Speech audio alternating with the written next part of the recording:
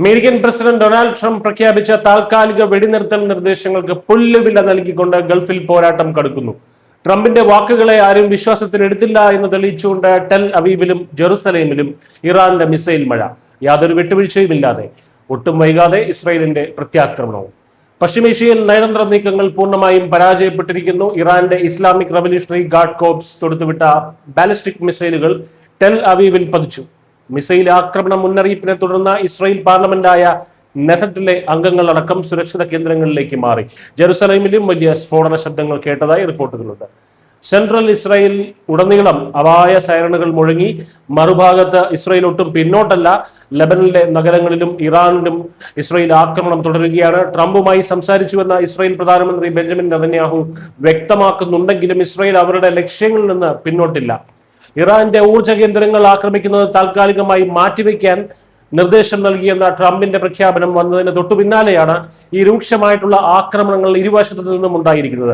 ഫെബ്രുവരി 28 ആരംഭിച്ച US Israel Iran യുദ്ധം ഇപ്പോൾ കൂടുതൽ അപകടകരമായിട്ടുള്ള 4ാം ആഴ്ചയിലേക്ക് കടന്നിരിക്കുകയാണ്. പോരാട്ടം ഇപ്പോൾ ഇസ്രായേലിലും ഇറാനിലും മാത്രം ഒതുങ്ങി നിൽക്കുന്നില്ല. Qatar, Saudi Arabia, Kuwait, UAE എന്നീ രാജ്യങ്ങളിലേക്കും ഇത് വ്യാപിച്ചു കഴിഞ്ഞു.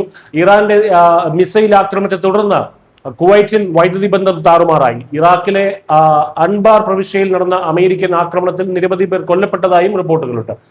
സുരക്ഷാ ഭീഷണിയെ തുടർന്ന് ഇറാനിലെ തങ്ങൾ നിർമ്മിച്ച ആണവ നിലയത്തിൽ നിന്ന് റഷ്യ തങ്ങളുടെ ഭൂരിഭാഗം ഉദ്യോഗസ്ഥരെയും പിൻവലിക്കുകയാണ്.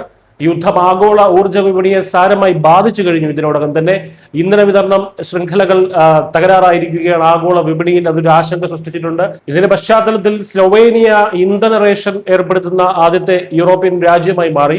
ഇന്ത്യയും വലിയ ജാഗ്രതയിലാണ്. ഊർജ്ജം, ക്രൂഡ് ഓയിൽ, വളം എന്നിവയുടെ വിതരണവും ലഭ്യതാ സാഹചര്യങ്ങളും വിലയിരുത്താൻ പ്രധാനമന്ത്രി നരേന്ദ്രമോദി ഉന്നതതല യോഗം വിളിച്ചു ചേർത്തു. ഹോർമൂസ് കടലിടുക്കിലെ പ്രതിസന്ധി ആഗോള വ്യാപാരത്തെയും വലിയ രീതിയിൽ തന്നെ ബാധിക്കാൻ തുടങ്ങിയിട്ടുണ്ട്. വെടിനിർത്തൽ എന്ന അമേരിക്കൻ സ്വപ്നങ്ങൾക്ക് ഇപ്പോൾ യാതൊരു പ്രസക്തിയുമില്ല എന്നതാണ് യാഥാർത്ഥ്യം. തങ്ങളുടെ ഊർജ്ജ കേന്ദ്രങ്ങൾ ഇനിയും ആക്രമിക്കപ്പെട്ടാൽ യാതൊരു സംയമനവും തങ്ങളുടെ ഭാഗത്ത് നിന്നുണ്ടാകില്ല എന്ന് ഇറാൻ മുന്നറിയിപ്പ് നൽകി കഴിഞ്ഞു. അമേരിക്കൻ സൈന്യം മേഖലയിൽ സജീവമാണെങ്കിലും ഒരു പൂർണ്ണ തോതിലുള്ള കരയുദ്ധം ഒഴിവാക്കാനാണ് വാഷിംഗ്ടൺ ശ്രമിക്കുന്നത്. എന്നാൽ വിട്ടുവീഴ്ചയ്ക്ക് തയ്യാറാകാത്ത ഇറാനും ഇസ്രായേലും പശ്ചിമേഷ്യയെ വലിയൊരു വിപത്തിലേക്ക് തന്നെയാണ് ഇപ്പോൾ തള്ളിവിട്ടുകൊണ്ടിരിക്കുന്നത്. പ്രതിസന്ധി കൂടുതൽ രൂക്ഷമാകുമെന്ന് തന്നെയാണ് നിലവിലെ സാഹചര്യങ്ങൾ വ്യക്തമാക്കുന്നത്. News desk Malayalam.